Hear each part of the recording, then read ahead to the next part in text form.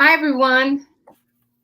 Have you decided what you're going to do about that teacher who you didn't hire that you found there on the campus? And for the teachers that you did hire, are you looking in the mirror and asking yourself, how can I get the people who I hired and the people who I know will understand my vision to help with those that I didn't hire? I know that's a challenge for principals, that's a challenge for assistant principals, any administrator. But all of that has to do with realizing what kind of culture do you have. And we know that research says that if you don't have a winning culture, then you cannot expect to have success on your campus. I don't care whether you have a small campus, a large campus, whether you're a chartered school, whether you are a private school, every school has its culture. And one of the biggest challenges for our new teachers and our returning teachers is having to deal with those people that they found on campus. Uh, Today, we're going to have a treat, though, and we're going to be listening and finding out from someone who is in the midst of turning school around, who has gone through the pandemic, who has a large school of different kinds of children from different types of communities. And she has been able to have a successful school. And the person that I'm talking about is Miss Erica Gauthier. We know her as Nikki. And we're in Southeast Texas, so Gauthier is spelled Gauthier. So Mrs. Gauthier is in her 21st year. I know she's, once you see her, she looks so young. You're going to say, no, she can't be 21 years in education. And she has experience as an administrator for 8 years. It's just amazing. She has served in the role of an administrator for grades pre-K through 12, and is currently a middle school principal at Central Middle School in Nederland, Texas. During the unprecedented times of a global pandemic, she led her team and students at a minority Title I campus to maintain academic success and grew from an accountability rating of C to a B. And hallelujah for that, under the Texas Education Association's accountability system. Mrs. Gauthier values the relationships she builds with staff, students, and school community, and she attributes all of that student involvement to her academic success, to the students' academic success, and also to her success and her faculty and her staff. So we're going to bring on Miss Gauthier. All right, if I can get it. There you are. There you are. Hello. How are you? I am doing good. Thank you for inviting me to be a part of your program today. I am excited. For those of you who don't know, Miss Gauthier has gone through an experience with me when I became principal of the middle school where she was a teacher. She has seen a school that was down in the dumps, one of the lowest performing schools in the state of Texas, turn around to be recognized in the state. And she was a part of it. She was a part of that team. And I was just so pleased to have her as a teacher on my campus, a teacher who was on all the committees, a teacher who would say, I'll do it, I'll help. And I just so appreciated her.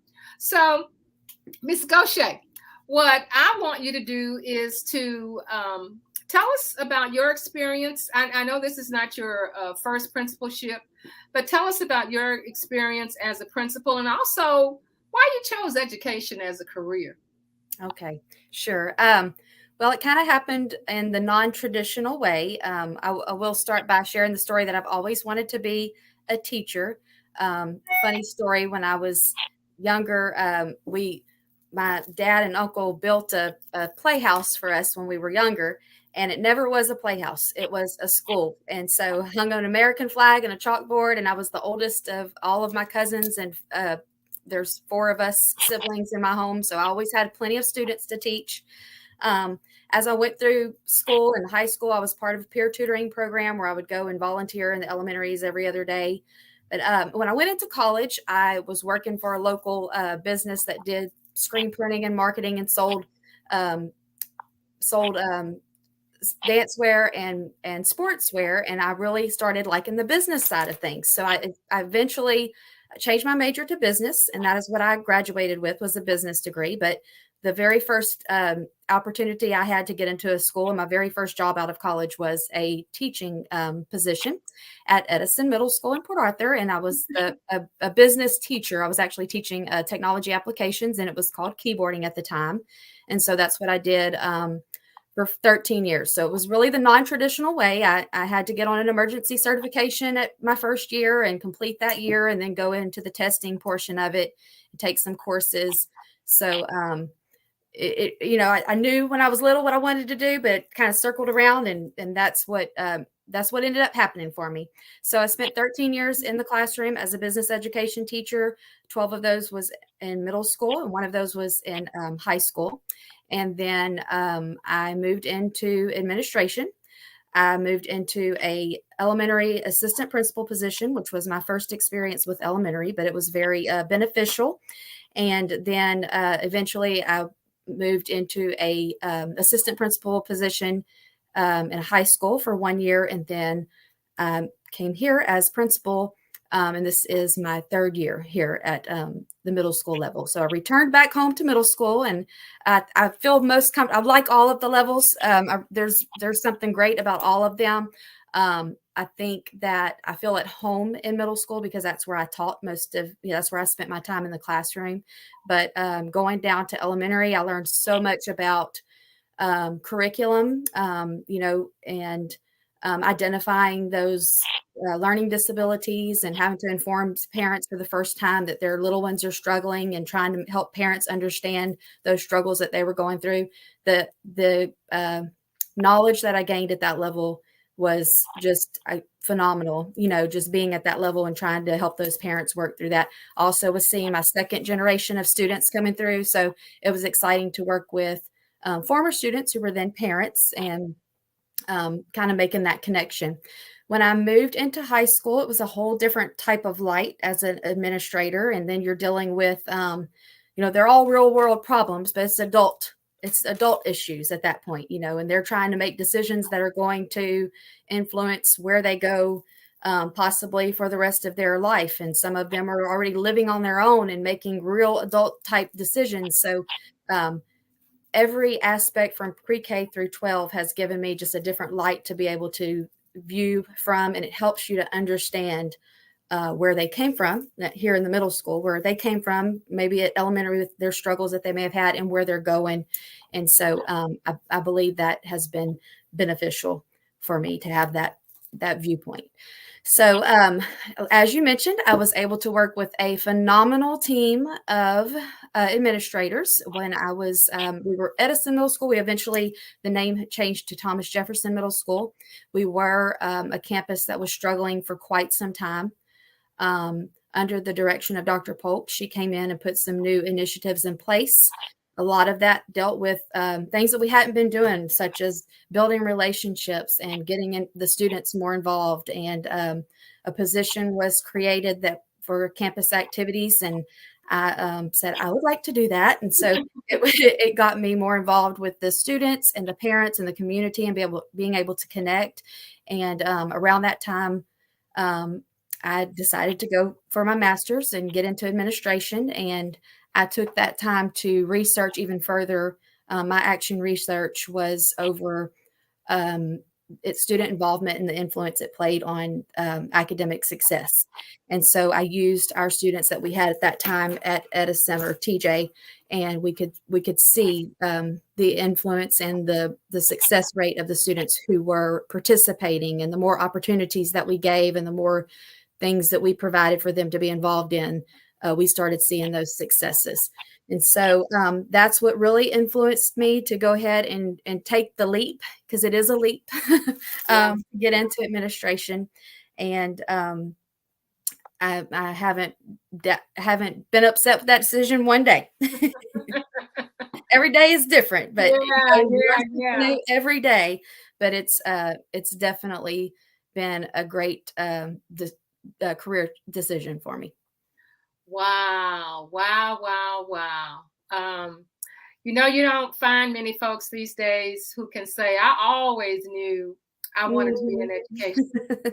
And it's just a testament to you and to education. First of all, you said that it wasn't something that was linear with you. You kind of went here and you went there, but you were focused on what you wanted.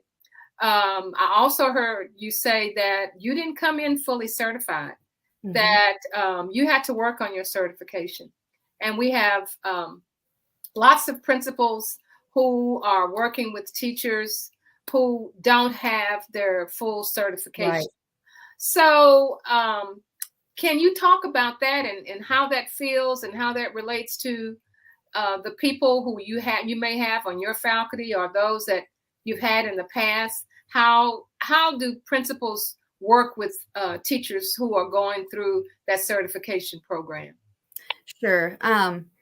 So, of course, it adds a little bit of stress to it. The test, it seems like every time here in Texas, every time we turn around, the certifications are changing. It's hard for us to keep up. We call HR and say, what do they need now, to be able to teach this? And so it is a stressful process for those who are having to go through it in what I call the non-traditional way. However, with the pandemic and different changes that have taken place, I do feel like the programs are trying to work with those who are trying to earn their certification. As an assistant principal, I did work on a campus that we had a lot of teachers who were still working on that process.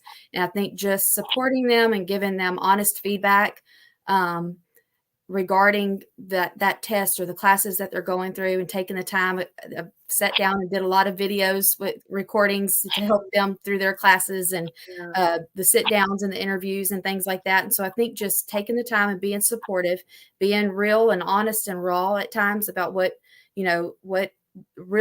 things really look like and how to address certain situations. I am blessed on where I am now that I have a veteran staff. I have a very, I think the average number of years here is about 15 years. Wow. And so I am in a position right now where I do have a fully certified staff.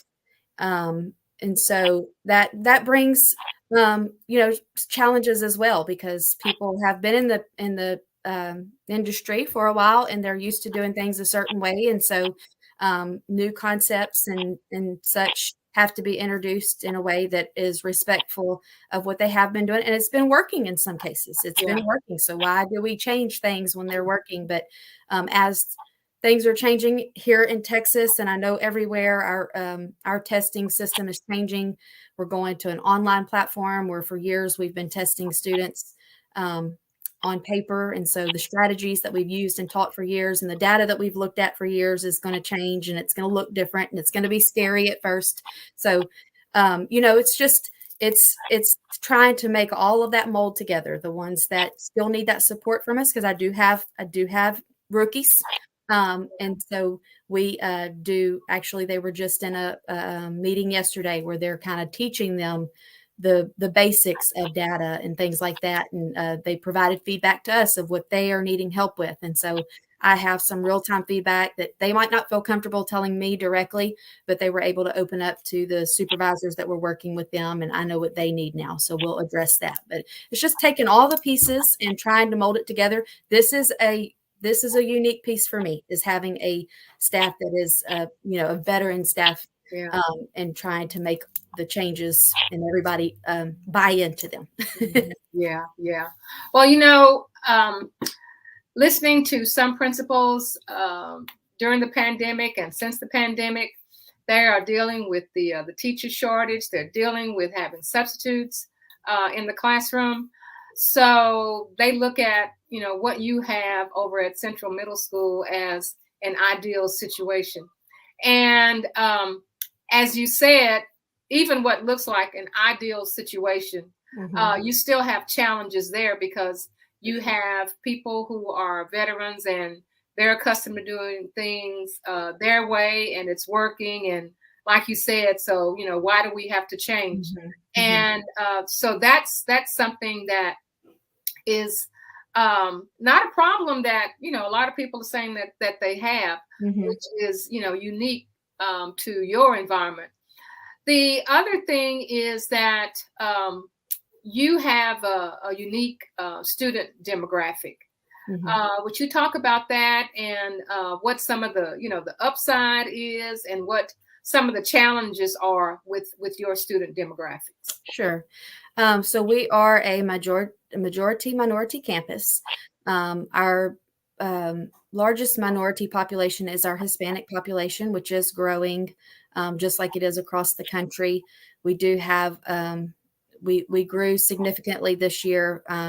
We grew with our number of newcomers who are very limited on their English.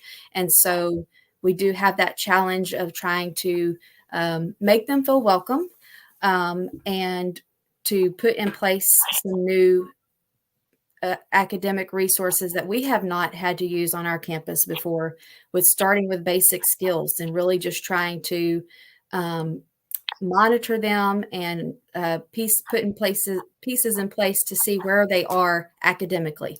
Did they have schooling, professional schooling in the country that they're coming from, or is this, for some of them, this is their first step foot in a education setting? And so we are trying to find the proper pieces to use to progress monitor them, because it's not fair for us to do it with the same things that we're doing for our other students. So we also have African American population and Asian population, and our campus is about 38% Caucasian as well. So we do have we are Title I. And so we have students who range from living in housing or homeless, and students who come from very wealthy families, and just trying to, again, make all of that gel and respect and learn from each other, and just respect the diversity of the campus and the backgrounds and the educational backgrounds, and make everybody feel welcome. Yeah. So, Ms. Gauthier, what is your philosophy as far as making sure that your environment and your culture is one where failure is not an option? And how are you able to inculcate that into your faculty and your staff and also the community? Well, it actually comes back from something that I remember you used to tell us all the time. Whoever walks in this door, we're going to educate them. They are able to learn. And it doesn't matter if we're trying to work with a student who is maybe on a very lower level of learning or has a learning disability, or their first time to step foot in public education, or we're seeing a population who during the pandemic did go to homeschooling. And so they've been out of school for a couple of years and now they're coming back in. And so I talk with my teachers and I tell them, everybody, they all can learn. And, some of them are never going to perform at a level that we would love for all of them to perform at. We might not be teaching the future engineers and everybody, or future doctors, or even college students. These might be we might have students that enter into the workforce, or wherever life might take them. When they walk across that stage in a few years, we want them to be prepared to their best ability for whatever it is their next step, and we are going to accept what their next step may be. And so just being open with them and respecting the different levels and the diversity of the campus when it comes to everything, as far as academic levels, or between our special education students and our 504 students or whatever it may be, acknowledging it, but also treating everybody equally and giving everybody that same opportunity. Exactly. So in a culture like that, where you can make sure that every student has an opportunity to learn, where and I'm sure you're doing some non-traditional kinds of things to make that happen. We are. And sometimes you get pushback on that, but you have enough positive experiences to know that if your teachers would just trust you, right, and even, right. and even if you do make a mistake, That's right. That's right. And sometimes we do, and we learn from it. And that's what I tell them too. We don't do everything the right way the first time, but if we don't get together and talk about it and then talk about solutions and figure out how we can go back and change what we did or didn't do, then we're failing ourselves and we're failing the kids too. And the minute I stop trying to change things is when we're going to stop growing. Yeah. And so just to kind of piggyback on some of that, as far as the culture, we do have a program that we have started here in the district, and I'm not trying to plug it or anything, but we have started capturing kids' hearts last year. So we're in our second year of it. We're really seeing some benefits from it, and it focuses what it is. It's focusing on the relationships that we're building with kids. They're going into classes. They're greeting them at the doors. They're starting with good things, positive things every day. They build social contracts that everybody here knows what a social contract is. And when you reference it, they know what that is. But we have even gone a little further this year. Our mascot is the canines. And so we have developed doing things the canine way. And so when we see a student who might not be walking correctly in the hallway, which means they're running. Yeah. We will say, hey, that's not really how we do that. That's not the canine way. That's not what we do here. So let's fix it. Let's do it. And they turn it around real quick. And so within the staff, we've also started a canines care team is what we call it. We have 6 teams and they're just randomly chosen, but everybody here on the staff, there's about 82 of us, whether you're a custodian, a classroom teacher, an aide, everybody is on a team. And so each 6 weeks, you're responsible for not each 6 weeks, 6 weeks of the year, you're responsible for a canines care project. And so, we did a Julie Rogers, they did a donation and a pink out pep rally. And next week it's a teacher appreciation night at the football game. So it's trying to build that culture among the staff, and then it trickles down to the kids, and it does. I stepped into the auditorium the other day and I was kind of serious looking for a student, and I'm panning, and a little boy tapped me on the shoulder. He said, Miss Gauthier, you're not smiling this morning. I said, oh, I'm sorry. I'm focusing on something. I'm looking for somebody. I said, but I gave him a smile and a thumbs up and a fist bump. And he goes, now that's the canine way. So they're putting us in check now. Yeah. I love it. Yeah. So based upon what you just said, you have collaboration. You have inclusion of everyone. So as far as your leadership team, can you tell me how you have put your leadership team together, and some examples of the kinds of collaborations that have proven successful for you? Sure. So we have a traditional academic leadership team here on campus that is made up of our department leaders for each of the content areas.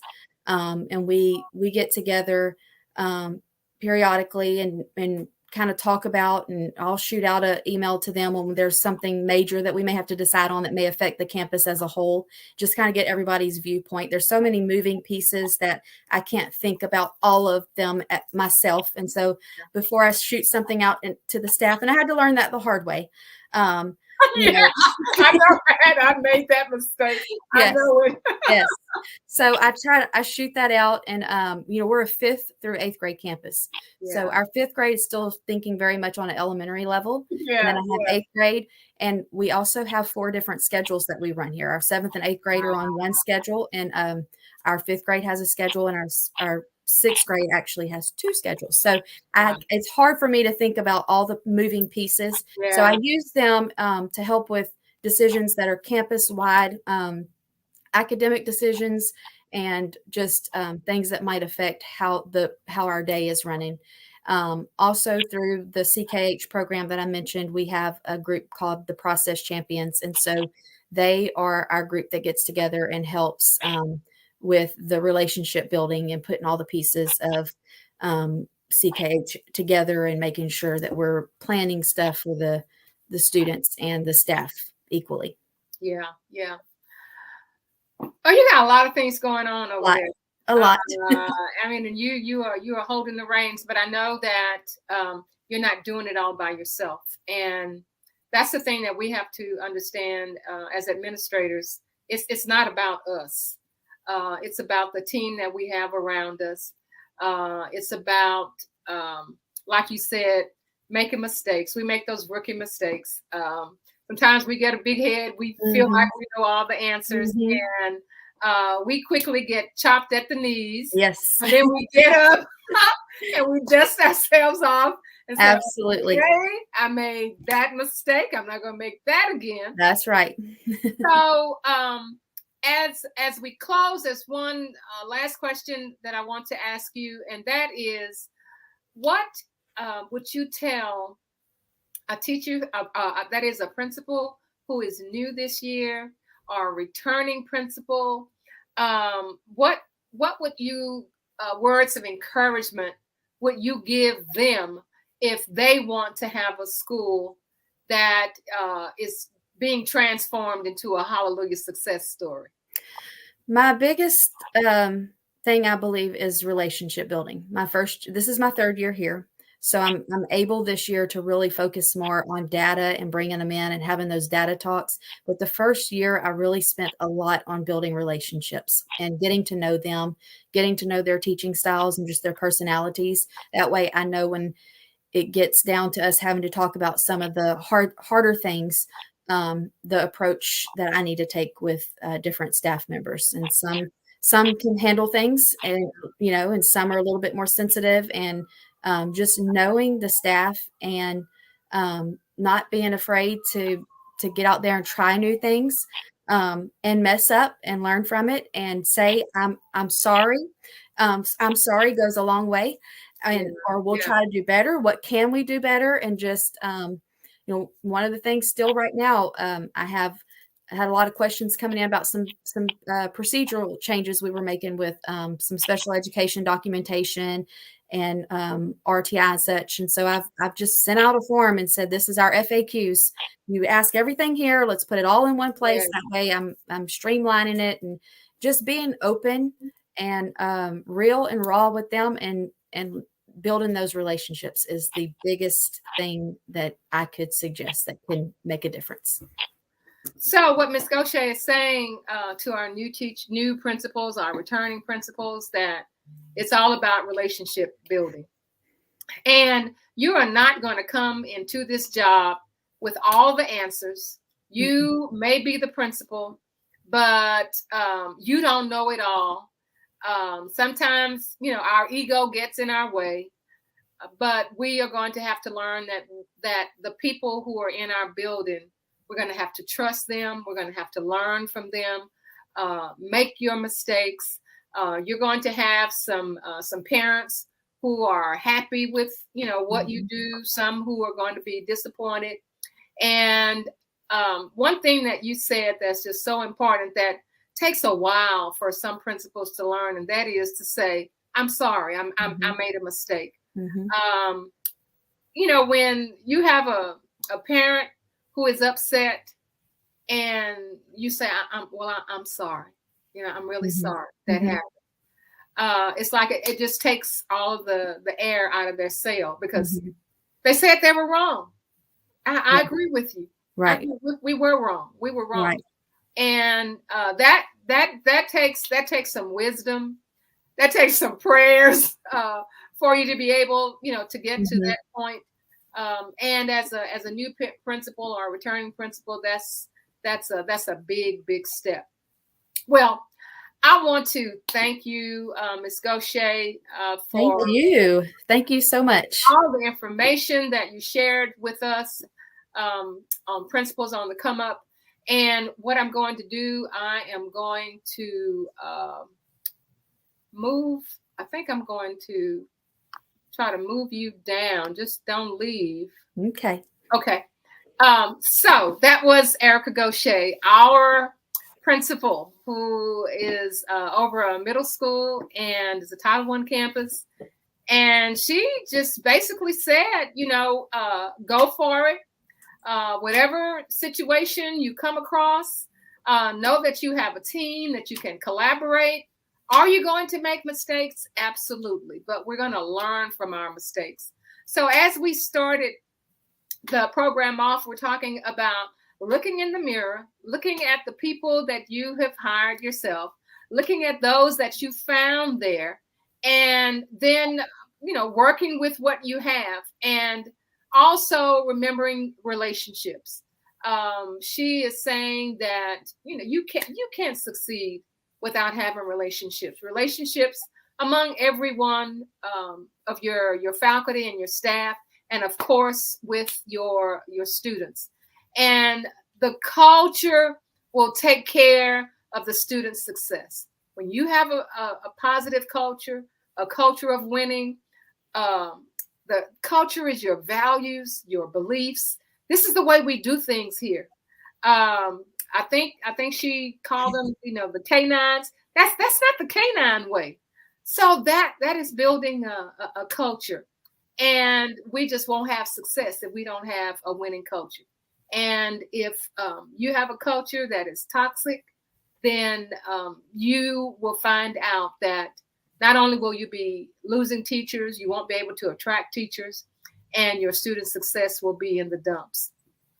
So if you are interested in more kind of conversations like this, if you go to the description and you click on Principles on the Come Up and join our group. And also you can grab a copy of our 10-page handbook on sustaining your success, because we have lots of you who are doing an absolutely fabulous job. And now you're going to have to do it again and again and again. So we thank you, and we know that we are Principles on the Come Up, where we transform schools into hallelujah success stories. We'll see you again next time.